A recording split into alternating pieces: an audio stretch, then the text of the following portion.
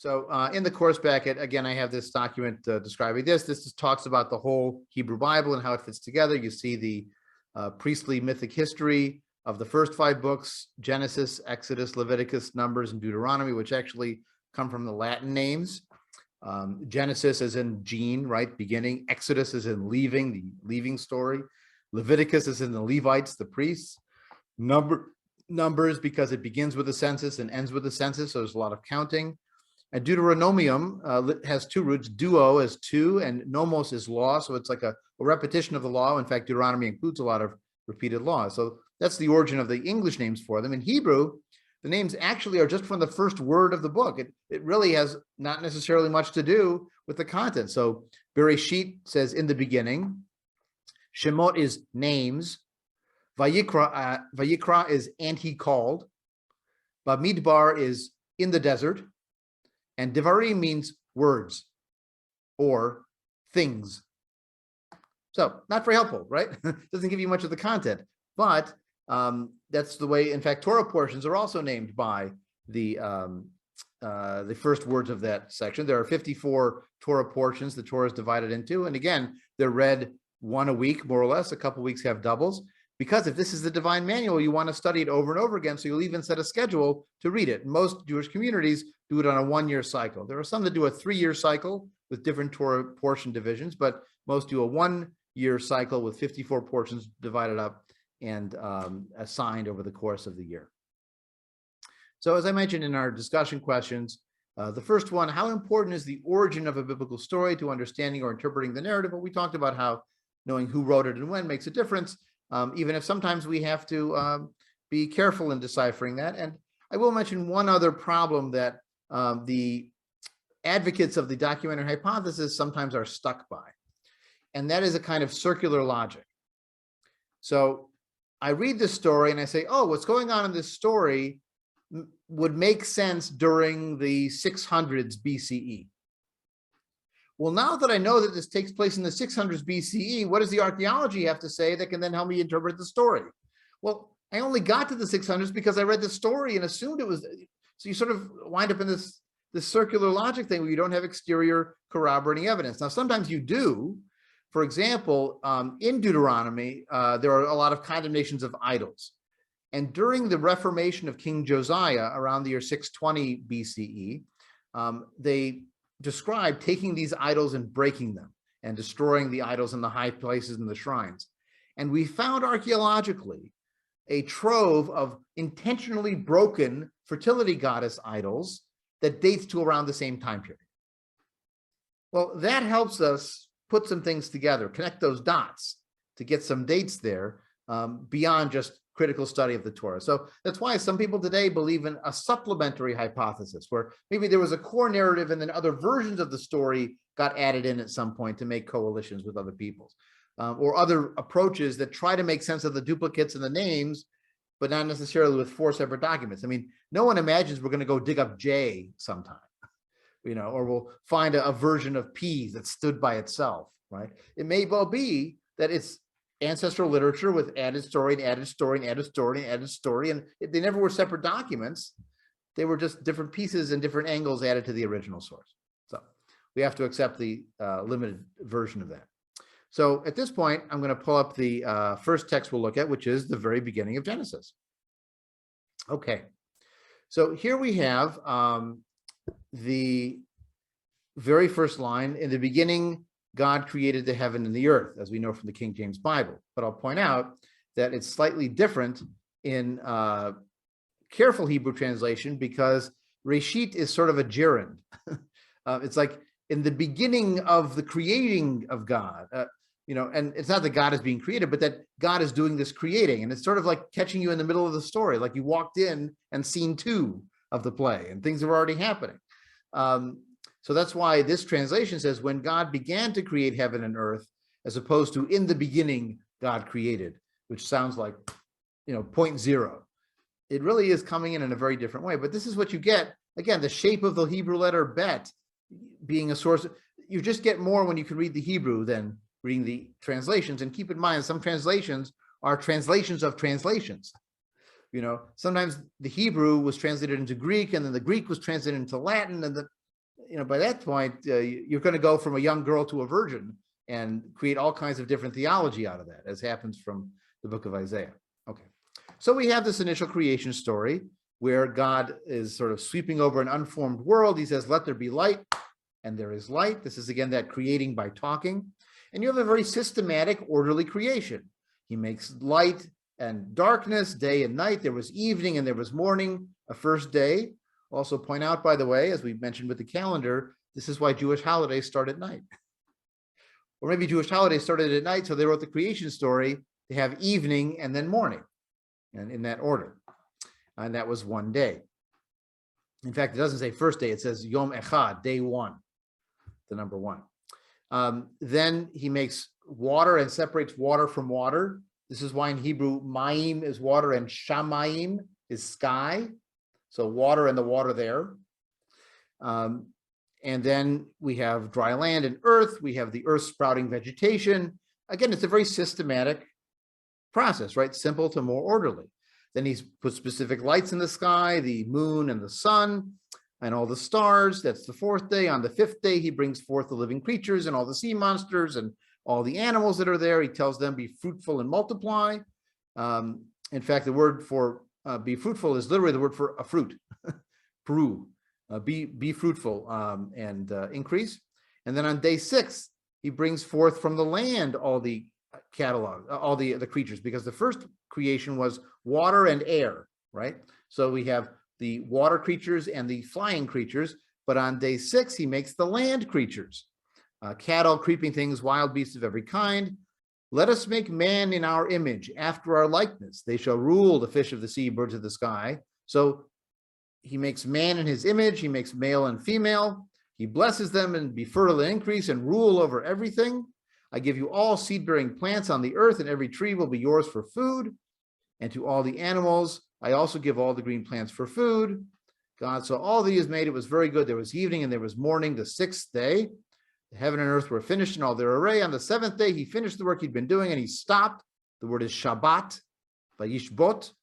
On the 7th day, from all the work he made, he blessed the 7th day and made it holy, because on this day he stopped. Kivo Shavat, on that he stopped from all the work that he had done. So there you have a complete creation story, right? From chaos and disorder to order and people in charge, and everything is by design and planned out and running smoothly. And then it all goes to hell. Starting in chapter 2, verse 4, because here it says, such is the story of heaven and earth when they were made. When the Lord God, when Yahweh Elohim made the, well, already the name of God has changed here. Why did the name of God change? Well, again, the academics say maybe this is another story coming in to change things, or another version of the story, because notice, when no shrub of the field was on the earth and no grasses had sprouted, there was no rain, God formed man from the dust of the earth. He blew into his nostrils the breath of life, and man became a living being. Now, you can already notice some differences in this version of the story, right? You have a God who forms man, blows into his, I mean, that's not let there be. That is very hands-on creation. And notice the order too. People first, plants second. Different order here. God plants a garden in Eden. He makes every tree grow, including the tree of life in the middle of the garden and the tree of the knowledge of good and bad. So you have magic trees, special trees. Rivers come out, and Tigris, which include the Tigris and the Euphrates, so we're clearly set in the Middle East here. He took man and placed him in the garden to till it and tend it, and he commanded the man, of every tree you are free to eat, but for the tree of knowledge of good and evil, you must not eat of it, for as soon as you eat of it, you will die. Well, guess what he's going to do? Like, hello, have I ever read a myth before? Like, tell him not to do it. What's going to happen? And here's where that great line is. It's not good for man to be alone. I make a fitting helper. And then he makes all the animals. Remember, in the first one, in chapter 1, when it was chaos to order, the animals were first and man was on top. Here you have man first, and then you make the animals to maybe keep him company. But it's not enough, even though he gives them all names. And so he makes the man sleep. He takes one of his ribs out and closes up. Well, I thought he already made men and women together. That's what it said in chapter 1. But here you have man first and woman second. And that's why she gets the name Isha, because she is taken from Ish, woman, because she was taken from a man. And it also says, thus a man leaves his father and mother and clings to his wife. It's an origin story for partnership, for marriage. The two of them were naked and they felt no shame. Oh, already we know it's going to change, because looking around culture today, most people, when they're naked, feel some shame. So we know it's good. We know it's going to fall apart, because, again, if you think of it as a story, you've got the signposting, you've got the prohibition of what's going to make us human, because we know good from bad now, and they're running around naked. I mean, really, it's like they're 2 years old, right? They're running around naked. They don't know any better. They don't know good from bad, and they can eat anything. So now we have the serpent, which is not Satan. It's not devil here. That's Christian interpretation later. But he's certainly clever. And there's actually a pun in the Hebrew. Arum is clever, and arom is naked. So here it says, V'yehei shnehem arumim ha'adam v'ha'isha, and the two of them were naked, the man and the woman. And then in the very next verse, V'hanachash aya arum mikol chayat hasadeh, and the snake was more clever, but it's sort of a pun because it's the same word in the Hebrew. So again, you don't get the flavor when you're just reading the English. And he said, did God really say you cannot eat from any tree? You said, no, we can eat from the fruit of the other trees. It's the fruit in the middle of the garden that God said, you will not eat of it or touch it, lest you die. Did God say you can't touch it? No. He said you can't eat it. So where did she get the touching? Probably from Adam, because she was still, as I say, in ribio, when she was not out yet as her own person then. So she heard it from him. The serpent says, you're not going to die. You will become like gods. V'haitem ke'elohim. You'll become like the gods or divine beings. You will know good from bad. And so the woman sees the tree was good for eating, a delight to the eye, desirable as a source of wisdom, the haskil, to enlighten you. She takes the fruit and eats and gives it to her husband, and they eat. And they see they're naked, and so they make clothing. And they hide. And God calls out to the man and says, where are you? Again, what kind of a God is it that has to ask people where they are? And Adam is the first kid to be caught and blab too much. I heard the sound of you in the garden. I was afraid because I was naked, so I hid. Who said you were naked? Did you eat from that tree? Well, the woman you gave me. So now this is the first person being thrown under the bus. They haven't invented the bus yet, but Eve is thrown under the bus. The woman you gave me, and by the way, he's also implicating God. You gave me this. I didn't ask for anything, but you gave it to me. She gave me from the tree and I ate. And he says to the woman, what have you done? She said, the serpent, again, pass the buck, number 2. The serpent gave to me and I ate. And so now God says to the serpent, who doesn't get to answer, you will be cursed more than all cattle and the beasts. On the belly you will crawl, and dirt you will eat all the days of your life. I will put enmity between you and the woman, and between your offspring and hers. They will strike at your head, you shall strike at their heel. This is why people don't like snakes. To the woman he said, I will make most severe your pain in childbearing. In pain you will bear. This is why we have labor pains. Your urge shall be for your husband, and he will rule over you. This is why we have misogyny and patriarchy. Divine endorsement, right? And your fault.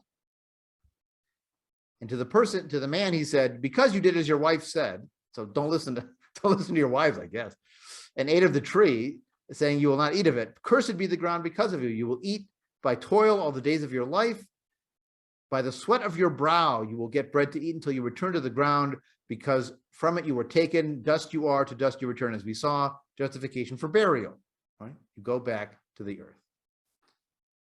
And so the Lord God made garments of skins, because now there's death in the world, and those lions don't have to keep eating grass anymore. They can start eating animals. And now God says, man has become like one of us, knowing good from evil. What if he eats from the tree of life and lives forever? He'll really be a divine being. So out he goes. But we know that's going to happen. Because again, the end of the story has to be life as we know it. So people are going to know good from evil. They're not going to like snakes. There's going to be pain in childbirth. They're going to be eating meat, but they're not going to live forever. And they're going to know good from evil. And as we find in chapter 4, they're going to fail. Because in chapter 4, they give birth to 2 children, to Cain and then to Abel. Cain is a farmer. Abel is a shepherd. And as we know from the canonical musical source, Oklahoma, the cowman and the farmer are not friends. Abel's sacrifice of animals is welcomed by God, but does not pay attention to Cain's offering. And so Cain calls to his brother Abel, and when they are in the field, he attacks him and he kills him. Cain is asked by God, "Where is your brother Abel?" And he said, "I do not know. Hashomer achi anochi, am I my brother's keeper?" "What have you done?" says God. "Your brother's blood cries from the ground." I mean, the imagery here, again, the language is beautiful. It's heartrending, right? The first chance they get when they're out of the garden, they blow it with the first murder of the first shepherd by the first farmer. But your brother's blood cries from the ground implies that there's something cosmic that is wounded by this, right? The violation cries to heaven that there's something really wrong with this situation. This is not the natural way of things or the way things should go. So there's an ethic implicit in this as well. So then Cain leaves. He is told, "You'll be a ceaseless wanderer on the earth. Anyone who finds me will kill me." Now, I don't know who he's worried about, because there's basically Adam and Eve, right? Who's left? Yeah, well, I mean, technically, it doesn't say God didn't just go populate with a bunch of other people over there. It could have just been left out. These are the first people. He gets bored, starts trying out some new people over there, and we just don't hear about them. Yeah, that's a line in the play Inherit the Wind. Did he pull another creation in the other county?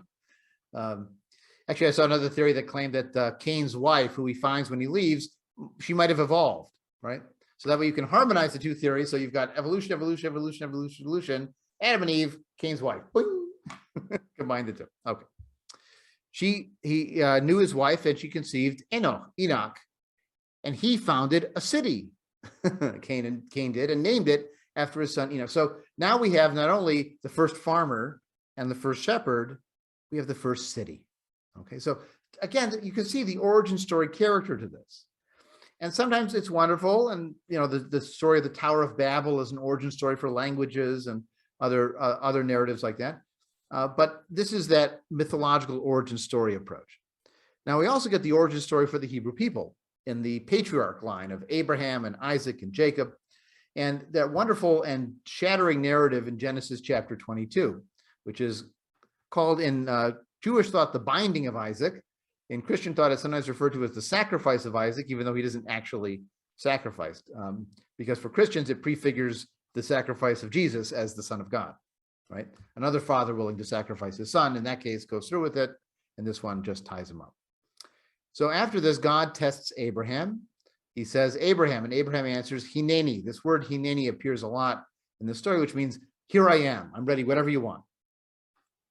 And God says, "Take your son, your favored one, Isaac, the one you love, go to the land of Moriah, offer him there as a burnt offering on one of the heights I will point out to you." Does Abraham say, "Why?" Does Abraham say, "Huh? You promised me great descendants and as numerous as the star, and this is my only kid left because you made me expel Hagar and Ishmael?" He says nothing. In the morning, he saddles his donkey and off they go. The rabbis, again, will dive into this later, and they'll say, why does it say 3 times, take your son, your favored one, Isaac? Why not just say, take Isaac and go? And they imagine that maybe God was trying to sort of break it in softly instead of starting with Isaac, or they imagine a dialogue between God and Abraham where God says, take your son. Abraham says, but I have 2 sons, Isaac and Ishmael. The one you love, the only one. They're each the only one of their mother. The one you love, I love both my children. Take Isaac. So finally he has to clarify, but it's after this imagined dialogue back and forth. Again, they're trying to explain why is it written this way. Now, again, as literature, we might say, this is for dramatic effect, right? I mean, it reads dramatically. Take your son, the only one, the one you love, take Isaac. It works, right, as rhetoric. But if you're thinking of it as, divinely inspired with extra meaning in every phrase, then you're going to dive in there and try to explain why it sounds kind of weird to your ear. And we might read it very differently. So he takes them. 3 days later, he sees the spot. He takes the wood for the burnt offering, puts it on his son, and he takes the fire and the knife, and the two of them walked off together. One of the features of biblical narrative is they don't often talk about emotions. They don't say he was happy, he was sad. They sometimes will say he loved her or there was love there, but it's not the same as our kind of narrative. So they're not saying Abraham's heart was broken or Isaac was afraid, but they emphasize the connection subtly. The two of them walked off together. Do you need to say that? No, but it emphasizes the connection. And then here in this next passage, Isaac says to his father Abraham, Father. Notice how they're emphasizing Father, Father. And he answers, yes, my son. So they're emphasizing the family relationship here to, again, heighten the tension. Here's the stone and the wood, but where is the sheep? And Abraham says, God will see to the sheep for his burnt offering, my son. Now, is he lying? Maybe yes, maybe no. Maybe he's saying, God will see to the burnt offering, my son. Or maybe he's lying and saying, don't worry, something will happen. Or, I have faith that a miracle will intervene, don't worry. Or maybe he's, avoiding the question as a father might. And the two of them walked on together. Again, it emphasizes that. So by highlighting the son and the father, and then even in this passage here, he ties Isaac up and he puts him on the altar on top of the wood, and he sends out his hand and he takes the knife to slaughter his son. And it's almost like the narrative is slowing down, right? Could have said, and he grabbed the knife. He stretched out his hand. He grabs the knife. He's about to slaughter his son. And then an angel calls out, Abraham, Abraham, and he says again, Hineni, here I am. I didn't mention, by the way, that when his son says, my father, Abraham's response there is also, Hineni, here I am. Again, you don't need a lot of words to create a very powerful narrative and one that's emotionally effective. Again, some of these don't work, but some of these work beautifully. And this is one of the more powerful stories in Hebrew literature because of that binding nature of the family relationship and the dilemma of this. And I'll point out at the end of the story, Abraham finds a ram. He sacrifices the ram in place of his son. I'll also mention that the name of God changes, where in the earlier verses it was Elohim. All of a sudden, when he's saved, it becomes an angel of Yahweh who shows up to save him. And at the end of the story, he is given an extra blessing and a new covenant. And it says in verse 19, Vayashav, singular, Avraham el Na'arav, and Abraham returned to his servants. Where's Isaac? Well, he's not there because maybe in one version of the story, he wasn't there anymore. Abraham actually went through with it. This is, again, the detective work of trying to find the original versions of the story. Okay. I also included in what we're going to look at today briefly, and I do want to keep an eye on the time, an example of biblical poetry. Because it's not all written in prose like that. It's sometimes written in poetic form. And this is a famous passage called the Song at the Sea. This might actually be one of the older passages in the Hebrew Bible. The Song of Deborah, the Song of the Sea are thought to be some older texts. And so one of the things that biblical poetry often does is it rhymes by meaning, if not by sound. I will sing to the Lord. He has triumphed gloriously. Horse and driver, he's hurled into the sea. So he triumphed gloriously. He threw the horse and rider into the sea. The Lord is my strength and might. He He's become my deliverance. This is my God, I will enshrine him. The God of my father, I will exalt him. So you see how there's sort of a parallel meaning in those doublet lines. They're saying the same idea, but expanding or reframing it. Again, it's describing the destruction of the Egyptians. Your right hand, O Lord, glorious in power. Your right hand, O Lord, shatters the foe. Okay. Now the key line I wanted to point to is verse 11. Mi kamocha ba'elim, Yahweh. Who is like you, Yahweh, among the Elim, among the gods? Well, later editors might not like that. That's why this translation, by the way, says celestials, or others say the mighty. But El is God. So Elim are the gods. So again, this is a reflection that maybe this is an earlier pre-monotheistic version where Yahweh is the most powerful of the gods, but not necessarily the only one. Okay. So a little flavor of biblical poetry too. Now, the book of Numbers is sometimes really boring. There's a lot of priestly legislation, but sometimes it's very interesting. And it dives into interesting narratives that, again, reflect later time periods. So in Numbers chapter 16, we have the famous story of Korach, of the from a priestly family, a Levite family, it says son of Ishar, son of Korach, son of Levi, who decides to challenge Moses. They combine against Moses and Aaron and say to them, you've gone too far. All the community are holy. Why raise yourself above the congregation? When Moses heard this, he fell on his face. Like not a pratfall, but like shock. He spoke to Korach and said, come morning, Yahweh will tell you who's holy and who's in charge here. And so he sets up a rivalry contest between these two. Set up your fire pans and we'll see what will happen.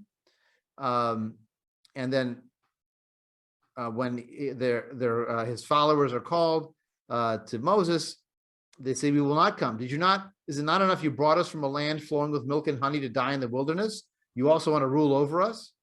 Even if you brought us to a land flowing with milk and honey, would you gouge out these men? We're not going to help you deal with this problem. And so finally, he says to Korach, tomorrow you'll learn. Put your incense on the pans and we'll see what happens. They do it, and the presence of Yahweh appears to the whole community. And he tells Moses and Aaron, stand back, so I wiped them out in an instant. And they prayed, well, if one man sins, will you punish everyone? And Yahweh says to Moses, saying, give them a chance. If they want to leave from those rebels, they can. Move away from the tents of those wicked men, and some of them did. But Dathan and Abiram came out and stood at the entrance of their tents with their wives, their children, their little ones. And Moses says, by this you know it was the Lord who sent me to do these things. I did not do this. I did not devise this. If these men die as all men do, it was not Yahweh who sent me. But if Yahweh brings about something unheard of, the ground opens its mouth and swallows them up, and they go down to Sheol, the underworld, you'll know these men have spurned Yahweh. And sure enough, scarcely had he finished speaking these words, the ground burst asunder and swallowed them up. They went down alive into Sheol, that closed over them, and they vanished from the congregation. And a fire went forth from Yahweh. It consumed the 250 men offering the incense. Now, what's the political agenda of this story? Rivalry priesthoods, right? There are some priests that claim this ancestor and some priests that claim that ancestor. Well, you challenge the rightful priests, you're going to suffer. You're going to suffer. And so there are many passages like this that are affirming the power of Yahweh and the power of the priests. Because remember, this is a world where authority rules and you do what the authority tells you. Now, I will mention one other thing with the whole idea of the commandment system. Later generations of rabbis claim that in the Torah, there were 613 commandments because the numerical value of Torah is 611, I think. And they sort of added 2 for this and that and whatever. They got the number they wanted at 613, although no two rabbis fully agree on exactly what the 613 are when you list them out. So they have the number, but they're making it up. But the other point that people have made, you think, wow, 613 commandments, that means Jews are really ethical people, right? Well, a lot of those commandments only apply to priests. They're about ritual purity and how to offer sacrifices. And actually, to fulfill all 613, you'd have to be an impossible hybrid of a priest, a king, a man, and a woman, and to fit in all these, because some of the commandments only apply to one or the other. You can't be both in rabbinic thought and in the Torah legislation. So, 613 is presented as this number of commandments, but as we'll see, some of them are inspirational and some of them are not. So here's a chapter, Leviticus 19, that's often pointed to as, here's some good Torah laws. And we'll see some of them are still very good. Begins with, make sure to revere your mother and father and keep my Sabbaths. Do not turn to idols or make molten gods for yourself. I don't think Hindus are bad people for doing that, but that's one perspective. When you make a sacrifice offering of well-being to Yahweh, sacrifice it so it'll be accepted on your behalf. Eat it on the day you sacrifice it, but on the day following, it should be consumed by. So again, this is what we might call irrelevant, like animal sacrifices to the god and consuming with fire. Not so interesting either way. But now, in verse 9, when you reap the harvest of your land, do not reap all the way to the edges of your field or gather the gleanings of your harvest. When you collect the wheat, if some wheat falls on the ground, don't go back and pick up every little piece. Do not pick your vineyard bare or gather the fallen fruit of the vineyard. Leave them for the poor and for the stranger. That's great, right? Stuff you don't need that in your harvest, you got plenty. Leave it for those who need it more. Do not steal. Do not deal deceitfully or falsely with one another. Do not swear falsely by my name, profaning the name. Well, here again, we might say, well, this is a mix of sort of ritual law, worrying about what God, how you use God's name versus not stealing, not lying. That's a universal ethic. Do not defraud your fellow. Do not commit robbery. The wages of a laborer will not remain with you until morning. This is fantastic. There's something called wage theft that happens all the time, where employers withhold the wages to keep them captive and force them to come back to work, and where if in fact you paid them the same day, they would be free to make choices differently the next day. Do not insult the deaf or place a stumbling block. Don't add obstacles to people that already have disability. Again, great. Do not render an unfair decision. Do not favor the poor or show deference to the rich. Judge your kinsmen fairly. Do not deal basely with your countrymen. Do not profit by the blood of your fellow. Literally says, do not stand by the blood of your neighbor. So don't just let bad things happen to other people. Do something. Do not hate your kinfolk in your heart. Reprove your kinmen, but incur no guilt because of them. If they're doing something wrong, stop them. Tell them they're doing it wrong and try to correct them. Now, today we might call that nudgy, right? If you go next door and tell your neighbor, your garage you built isn't really up to code, that's not being a good neighbor. But in this sense, if it's going to cause your house to fall down or the community to be punished for sinning, you absolutely should tell them they're doing something wrong. Do not take vengeance or bear a grudge. Love your fellow as yourself. Ve'ahavta l'reacha kamocha. Again, good stuff. Observe my laws. Do not let your cattle mate with a different kind. What? Do not sow your field with two different kinds of seeds. What? Do not put on cloth from a mixture of two kinds of material. What? No cotton poly blend? Well, again, we don't care. But in a world that wants to keep male and female and night and day and clear divisions, right? Then you don't plow with two kinds of seed. So what we find in Torah legislation is wonderful stuff and irrelevant stuff and sometimes obnoxious stuff. For example, if a man lies with a woman, or in this it has carnal relations with a woman who is a slave and been designated for another man, but has not been redeemed or given her freedom, there'll be an indemnity. They will not be put to death, but he must bring an entrance to the tent of meeting as a guilt offering to the Lord, and they make atonement for the sin. Well, what? Woman who's a slave has been promised to somebody else. And then if you go back to chapter 18, which is just before this, it's all about forbidden sexual relations, people you're not allowed to see naked and things you're not allowed to do, especially verse 22. Do not lie with a male as one lies with a woman. It is an abhorrence. That is a ban on male homosexual behavior, which we would say is none of your damn business. But in a world of sin and cosmic judgment, it was their damn business, as they would claim. Because if you're polluting or doing things the wrong way, then it could have an impact on the entire people. remember, again, a lot of these passages, particularly the latest ones, are written even after Jerusalem has been destroyed. And so it's justifying the fact that bad things happened. You were warned. You got the rules and you broke them. And now the punishment has come that you deserve because you were warned with these laws that you ignored. Now, Deuteronomy 5 is the last one we're going to look at today, because again, it gives you more laws and rules, but you also hear a flavor of the rhetoric here as well. So in chapter 5, verse 1, I'll just read you the first line or so. Vayikra Moshe et el kol Yisrael v'yomer alehem. And so Moses called to the Israelites and said to them, Shema Yisrael et hachukim ve'et hamishpatim asher anochi dover be'oznechem. Hayom. Hear, O Israel, the laws and the judgments that I am giving to you this day. Have you ever heard that phrase, Shema Yisrael, somewhere before? That's the traditional Shema, right? But this isn't the Shema that I'm familiar with. Shema et hachukim, listen to the laws and the judgments that I'm commanding you today. But this rhetoric of hear, O Israel, appears multiple times in this. It's what's called hortatory or motivational speaking. God made a covenant, not just with our fathers, but with us, the living today. Panim el panim, face to face, Yahweh spoke to you on the mountain. Other passages say you can't see God's face. So this is, again, one of those contradictions in the text that is sometimes solved by imagining different ideologies or different sources. I stood before you, and God said, I am the Lord who brought you out of the land of Egypt. You will have no other gods besides me. You will make no sculptured image. Does this sound familiar, right? This is the 10 Commandments, but it's the second telling of these 10 Commandments, because the first one was in Exodus 20. This is why Deuteronomy is called the second law, Deuteronomium, the repetition of the law, because they're repeating the laws. And in some cases, they're not exactly the same.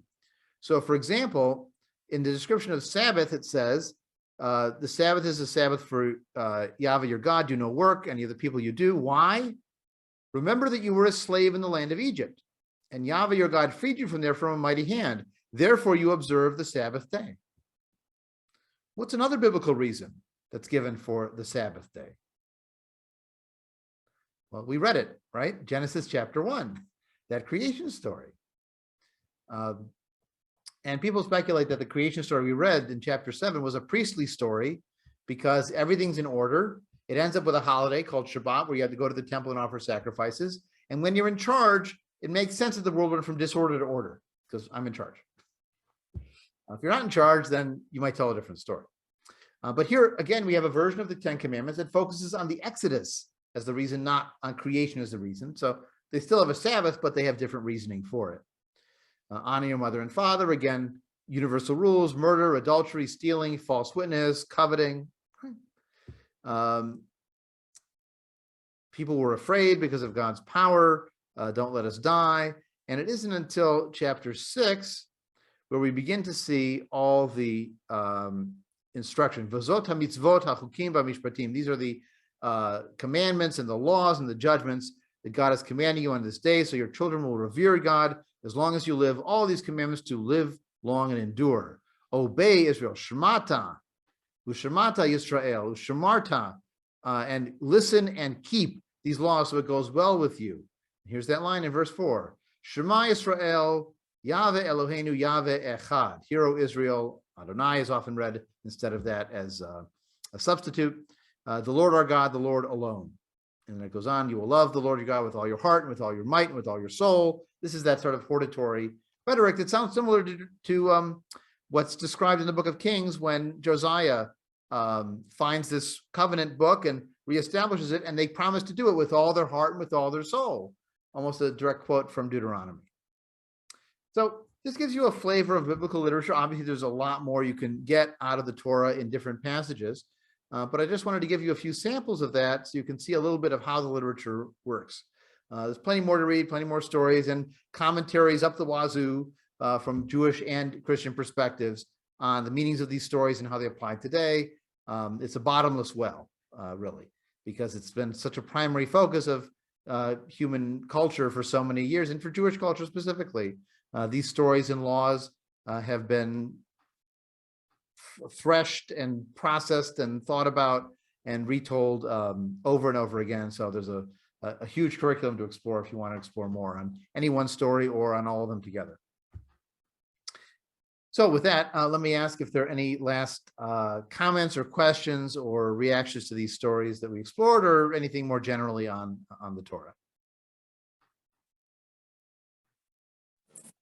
I was just thinking, when you're just going over like the 10 Commandments and stuff, the way that those are like separated out from the others makes me wonder if like those were rules that were earlier, and so like when they were putting together the Deuteronomy stuff, it's like, okay, we know you've heard of these laws, but really there's a shit ton more. I just that was just sort of an idea that I'd be interested to see if other people have like elaborated on that. Well, you know, what's interesting is that they're not really referred to as the 10 Commandments. They're just, these are the initial commandments. And then there are more commandments that follow. And then more that, you know, there's a lot more than those 10 that show up about dietary laws and about ritual practices and purity laws and all sorts of stuff.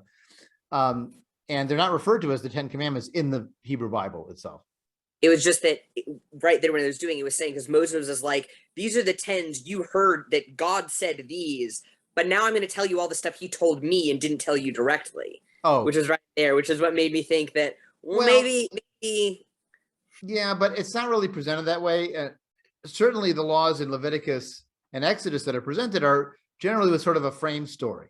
So Moses goes up the mountain, and then God says, and then Moses comes down and tells the people, or the people have a problem. This guy is gathering sticks on the Sabbath, and what's to be done with him? So Moses goes up, and God says, well, you're supposed to take him out and stone him to death. So they take him out and they stone him to death. So it's not a fascinating narrative, right? It's a frame story for getting the law out there. And actually, we had a member of our movement who had an Orthodox neighbor, and he would intentionally go out on Saturday morning to pick up sticks in his front lawn, just to poke the bear, to say to him, look, I'm breaking the law right in front of you, and you're supposed to stone me to death. Obviously, they laughed about it, but you know, if you know the text, you can have some fun with it too. Any other thoughts or questions?